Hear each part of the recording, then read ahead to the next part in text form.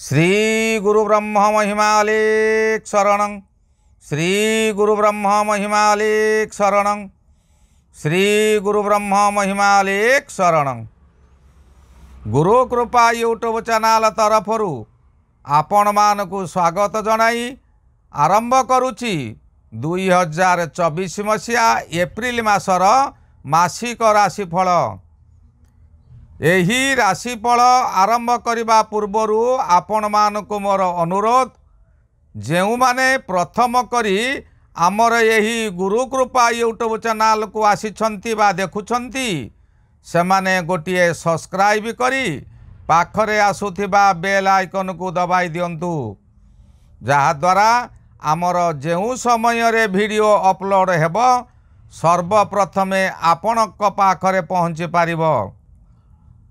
आपण को जणाई दिया जाउछि कि जेउ मानकर विवाह विलंब हेलानी, विवाह रे बारंबार बाधा आसुछि, चाकरी क्षेत्र रे बारंबार चेष्टा करी मध्य चाकरी होई पारु नाही, सेमाने निजर जन्म तारीख, जन्म समय, जन्म स्थान और निजर नाम आमर यही गुरु कृपा यूट्यूब चैनल मेल आईडी रे प्रेरण करंतु।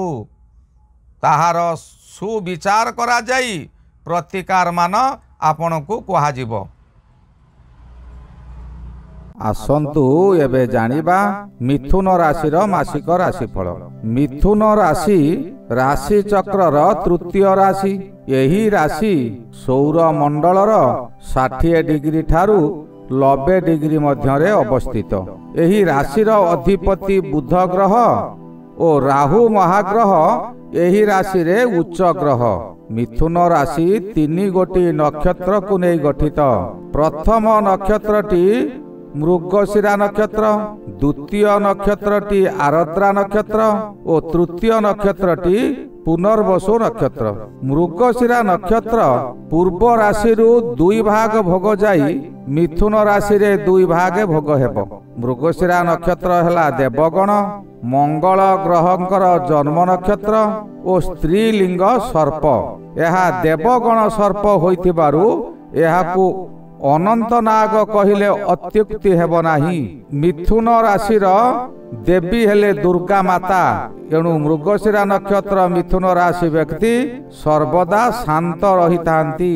एमानकर प्रायतः राग परिमाण कम थाए। जे कौनसी कार्य करिवा पूर्वरु भल भावरे बुझासुझा करंती। एमाने केबे कटु कथा कहि न थांती, समस्तंकर प्रिय पात्र होई थांती। मृगशिरा मिथुन राशिर महिला माने धर्मपरायणा, बुद्धिमती, दयालु, किंतु बहु कार्य रे अवहेला जोगु हाथरू कार्य चली जाए, पश्चाते बहु अनुताप करंती। बालक बालिका माने यही राशि रे जन्म होइतिले विद्या रे निपुणा होई बहु ज्ञानर अधिकारी होइथांती। बुध बाणी ग्रह होइथिबारु कथावार्ता कहिबा समय रे सुंदर शैली रे कहिथांती, जाहाकु समस्तंकु मोहित करि रखंती। नक्षत्रर अधिपति मंगल ग्रह होइथिबारु अन्य 2 जण जेउठारे कली लागुथिबे एमाने अडकरा भदलोकी करंती और तांकर समाधान करने को चेष्टा करंती। शेषरे निज ऊपर को सबु दोष आनी दुख रे कालातिपात करंती। एमाने बहु कार्य रे आगुआ होई रही थांती, किंतु उपस्थित बुद्धि न थिबारु निजर रोजगार अर्थ पाख लोक माने खाई जांती। एमाने देखंती जानती किंतु तांको विरोध करि पारंती नाही। द्वितीय नक्षत्र हेला आरद्रा नक्षत्र नरगण श्वान वर्ग। एही श्वान स्त्रीलिंग श्वान होइतिबारु एहाकु गृह रे पालन करा जाए नाही, किंतु संतान जन्म समय रे अंडीरा छुआ को चोरी करी नहीं जाती। सेही परी एही आरद्रा मिथुन राशि निज चेष्टा रे सर्वदा रही थांती, काहारी अधीन रे रही न थांती, स्वाधीन भाव रे रहंती। सर्वदा उच्च स्तरीय व्यक्ति मानक सहित संपर्क स्थापना करंती।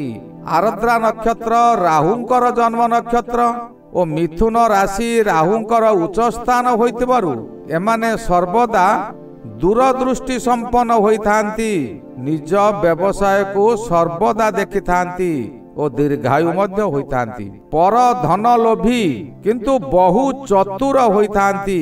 एही नक्षत्र जात व्यक्ति साधारणतः जन्म हेबार 5 वर्ष परे कौनसी ना कौनसी दुर्घटना घटी मृत्यु भय आसी थाए। 16 वर्ष रे अग्नि भय होइथाए, 24 वर्ष रे विष भय, 42 वर्ष रे चतुष्पद प्राणी भय बा कुकुर बिलुआ बाघ्र भालू आदि जीवंकर भय प्राप्ति हुए। 61 वर्ष रे सांघातिक रोग हुए। प्रायतः 70 वर्ष एमानकर परमायु धरा जाए। तृतीय नक्षत्र हेला पुनर्वसु नक्षत्र देवगण और मार्जार प्रकृति बृहस्पति ग्रहंकर जन्म नक्षत्र। एमाने साधारणतः सत्यवादी, शिष्टाचार, गुरु ब्राह्मण पितामाता सेवाकारी, मधुर भाषी, बहु सुंदर स्वास्थ्य एमानंकर थाए। एमानंकर कथा कहवा शैली भिन्न प्रकारर। ये व्यक्ति जन्म समय रे 1 मास परे ताहांकर नेत्र पीड़ा होइताए। 3 वर्ष रे पेट रोग होइताए। 7 वर्ष रे मातृ पीड़ा, 25 वर्ष रे सर्प भय, 52 वर्ष रे संतान पीड़ा और 96 वर्ष परमायु होइताए। एही नक्षत्र रे जात नारी माने गर्भ रहिता, से केबे गर्भ करंती नाही। ख्यात नामनी बुद्धिमती उत्तम संतान प्राप्ति होइताए। एमाने पति सेवा करिथांती। एही मिथुन राशिर शुभ अंक 1, 3, 7 और 9। शुभ बार शनिवार, रविवार और शुक्रवार। शुभ लग्न सिंह लग्न, वृष लग्न, मकर लग्न और मीन लग्न। मिथुन राशि सकाशे शुभ ग्रह शुक्र ग्रह, शनि ग्रह और रवि ग्रह। अशुभ संख्या हेला 5 और 8। घात बार सोमवार, घात ग्रह चंद्र ग्रह, घात लग्न कर्कट लग्न, घात मास आषाढ़ मास, घात चंद्र कुंभ चंद्र, घात नक्षत्र स्वाति नक्षत्र और घात तिथि अष्टमी तिथि। मिथुन राशि सकाशे रवि महाग्रह 10 रु 11 को जिबे शुभ फल मिलिब। बुध 10 रे शुभ, बृहस्पति 11 रे शुभ, मंगल महाग्रह 9 रु 10 को जिबे अशुभ। शुक्र महाग्रह 10 तारीख रु 10 और 26 तारीख ठारू 11 जिबे अशुभ। शनि 9 रे रही अशुभ फल देबे। राहु 10 रे शुभ फल देबा स्थले केतु 4th रे अशुभ फल देउछंती।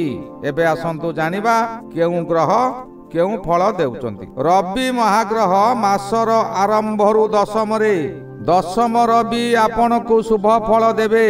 आपण उच्च स्थानीय व्यक्तिंकर साहाय्य पाई बहु कार्य हासिल करी प्रशंसित हेबे। ऑफिस तरफरु आपण को बड़ बड़ काम मिलिबो और से काम को आपण चुटुकरे करि देई समस्तंकर दृष्टि आकर्षणर केंद्र बिंदु हेबे। कर्म दक्षता आपणकर अतिशय उत्तम रहिबो। आपणकर करुथिबा कार्य को देखि से कार्य केउ शैली रे आपण कले अधिकांश व्यक्ति आपणक सहित मित्रता स्थापन करी शिक्षा करिबा को चेष्टा करिवे। मासर द्वितीयार्ध रे 11 को रवि गोचर रे भ्रमण करुथिबा समय रे आपणकर सौभाग्य वृद्धि हेबो। भाग्य परिवर्तन हो जाई पारे। आपण जेउ आड़े जिबे सेही ठारे आपण सम्मानर पात्र हेबे। व्यवसाय रे अचानक आशा ठारू अधिक लाभवान हेबे। बहु दिनरू जेउ व्यक्ति को साक्षात करने को चाहूथिले तांको सहित साक्षात हो जाई पारे। मंगल महाग्रह 9 रे 23 तारीख ठारू 10 को जिबे। 9 मंगल आपणकर शत्रु भय पिछा छाड़िब नाही। आपण कौनसी धर्म काम करि पारिबे नाही। धर्म काम करी आपण निंदा पाइबे। प्रत्येक व्यक्ति और परिवार मध्य समस्त व्यक्ति आपण कथा को भूल बुझिबे और भूल बुझामणा हेतु କଳହ ଓ ମାଡ଼ପିଟ ହୋଇପାରେ। ବହୁ ଅର୍ଥ ନାଶ ହେବ। ଆପଣ କରିଥିବା କରଜ ଟଙ୍କା ଶୁଝି ନ ପାରି ଲୁକାୟିତ ରହିବାକୁ ବାଧ୍ୟ ହେବେ। ଶାରୀରିକ ଦୁର୍ବଳତା ଭୋଗିବେ। ଆପଣ ଆପଣଙ୍କର କଥାବାର୍ତ୍ତାର ଶୈଳୀ ପରିବର୍ତ୍ତନ କରନ୍ତୁ। ବୃହସ୍ପତି ମହାଗ୍ରହ ଏକାଦଶରେ। ଏକାଦଶ ବୃହସ୍ପତି ବହୁ ଶୁଭ ଫଳ ଦେବେ। ଆପଣଙ୍କୁ ଆପଣ ଜାଣିନଥିବା ସ୍ଥାନରୁ ବହୁ ଅର୍ଥ ଲାଭ କରାଇବ। ଏହି ସମୟରେ ଆପଣଙ୍କର ଗୃହରେ ମାଙ୍ଗଳିକ କାର୍ଯ୍ୟ ହେବ। ନିଃସନ୍ତାନ ବ୍ୟକ୍ତିମାନଙ୍କର ସନ୍ତାନ ଯୋଗ ରହୁଛି। ଜମିବାଡ଼ି ବିବାଦରେ ଆପଣଙ୍କର ବିଜୟ ଲାଭ ହେବ। ଏହି ସମୟରେ ଆପଣଙ୍କ ସକାଶେ ଅତି ଶୁଭ ଫଳ ବୃହସ୍ପତି ଦେବେ। ବ୍ୟବସାୟ କରୁଥିବା ବ୍ୟକ୍ତିମାନେ ଅଧିକ ଲାଭବାନ ହେବେ। ବୁଧ ମହାଗ୍ରହ ଦଶମରେ। ଦଶମ ବୁଧ ଆପଣଙ୍କୁ ପ୍ରତ୍ୟେକ କର୍ମରେ ସଫଳତା ଆଣିଦେବ। ସ୍ୱାସ୍ଥ୍ୟ ଆପଣଙ୍କର ଉତ୍ତମ ରହିବ। ବ୍ୟବସାୟରେ ଆଶାଠାରୁ ଅଧିକ ଲାଭ ମିଳିବ। ଏହି ସମୟରେ ଆପଣଙ୍କର ନୂତନ ନୂତନ ବନ୍ଧୁ ସୃଷ୍ଟି ହେବେ। ବନ୍ଧୁମାନେ ଆପଣଙ୍କୁ ସମ୍ମାନ ଦେବେ। ଯେଉଁଠାରେ ଆପଣ କର୍ମ କରୁଛନ୍ତି ଆପଣଙ୍କର ଉପରିସ୍ଥ ଅଫିସର ଆପଣଙ୍କୁ ବଡ଼ ବଡ଼ ଦାୟିତ୍ୱ ଦେବେ ଓ ଆପଣ ସେ କାର୍ଯ୍ୟକୁ ସଫଳତାରେ ପୂରଣ କରି ପ୍ରଶଂସିତ ଓ ପୁରସ୍କୃତ ମଧ୍ୟ ହୋଇପାରନ୍ତି।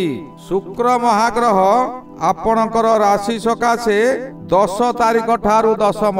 ଦଶମ ଶୁକ୍ର ଅତି ଅଶୁଭ ଫଳ ଦେବେ। ଆପଣଙ୍କର ମର୍ଯ୍ୟାଦା ହାନି ହେବ। ପୂର୍ବରୁ ଯେଉଁ କର୍ମମାନ କରିଥିଲେ ସେହି କର୍ମର ଫଳ ଭୋଗିବାକୁ ପଡ଼ିବ। ମନରେ ଆପଣଙ୍କର ହତାଶ ଭାବ ଘଟିଯିବ। ଯାହା କର୍ମ କରିବେ ସେ କର୍ମ ସବୁ ବ୍ୟର୍ଥ ହୋଇଯିବ। ଆପଣ ଘୋର ଦୁଶ୍ଚିନ୍ତା ମଧ୍ୟରେ ସମୟ କାଟିବେ। 23 ତାରିଖ ଠାରୁ ଆପଣଙ୍କର ଶୁକ୍ର ଶୁଭ ସ୍ଥାନକୁ ଗମନ କରିବେ। ଶନି ମହାଗ୍ରହ ଆପଣଙ୍କର ନବମରେ। ନବମ ଶନି ସପ୍ତାହର ଶେଷ ସମୟ। ଏହି ସମୟରେ ଆପଣଙ୍କୁ ବହୁ ଧର୍ମ କାମ କରିବେ। ଆପଣ ଧର୍ମ କାମ କରି ଆପଣ ବହୁ ପ୍ରଶଂସିତ ହୋଇପାରନ୍ତି, କିନ୍ତୁ ନିଷ୍ଠାର ସହିତ ଧର୍ମ କାମ କରିବାକୁ ପଡ଼ିବ ଓ ଧର୍ମ କାମ କରିବାକୁ ପ୍ରବଳ ଇଚ୍ଛା ମଧ୍ୟ ହେବ। ପ୍ରତ୍ୟେକ କାମରେ ଆପଣଙ୍କର ବାଧା ଆସିବ। ବାଧା ଓ ବିପତ୍ତି ମଧ୍ୟରେ ଆପଣ ଗତି କରିବେ। ରାହୁ ମହାଗ୍ରହ ଦଶମରେ। ରାହୁ ଦଶମରେ ରହିଲେ ଶୁଭ କର୍ମ କରାଏ। ଆପଣ ଯେଉଁ କାମ କରିବାକୁ ଚାହିଁବେ ସେହି କାମରେ ଆପଣଙ୍କୁ ସଫଳତା ମିଳିବ। ଯେଉଁ କାର୍ଯ୍ୟ କରନ୍ତୁ ତହିଁରେ ଆପଣଙ୍କୁ ସମ୍ମାନ ମିଳିବ ହିଁ ମିଳିବ। ନୂତନ ନୂତନ କର୍ମ ମିଳିପାରେ। ଅର୍ଥ ପ୍ରଚୁର ଲାଭ ହେବ। ଏହି ସମୟରେ କେତୁ ମହାଗ୍ରହ ଚତୁର୍ଥରେ ରହି ଆପଣଙ୍କୁ ଅଶୁଭ ଫଳ ଦେବେ, ଯାହାକି ଆପଣଙ୍କର କଥାବାର୍ତ୍ତାରେ ତାଳମେଳ ରହିବ ନାହିଁ ଓ ପରିବାର ମଧ୍ୟରେ ମାତା କିମ୍ବା ଜାୟାଙ୍କ ସହିତ କୌଣସି ନା କୌଣସି କାରଣରୁ କଳହ ହୋଇପାରେ। ଆପଣଙ୍କର ଦୁଶ୍ଚିନ୍ତା ବଢ଼ିଯିବ। ବନ୍ଧୁମାନେ କୌଣସି କାରଣ ନଥାଇ ଆପଣଙ୍କ ସହିତ ଶତ୍ରୁତା କରିବେ ଓ ବିବାଦ କରିବେ। ଏହି ଗଲା ମିଥୁନ ରାଶିର 2024 ମସିହା ଏପ୍ରିଲ ମାସର ମାସିକ ରାଶିଫଳ। ଏହାର ପରବର୍ତ୍ତୀ ରାଶି କର୍କଟ ରାଶି ବିଷୟରେ ଆଲୋଚନା କରିବା। ଶ୍ରୀ ଗୁରୁ ମହିମା ଅଲେଖ ଶରଣ। ଶ୍ରୀ ଗୁରୁ ମହିମା ଅଲେଖ ଶରଣ। ଶ୍ରୀ ଗୁରୁ ମହିମା ଅଲେଖ ଶରଣ।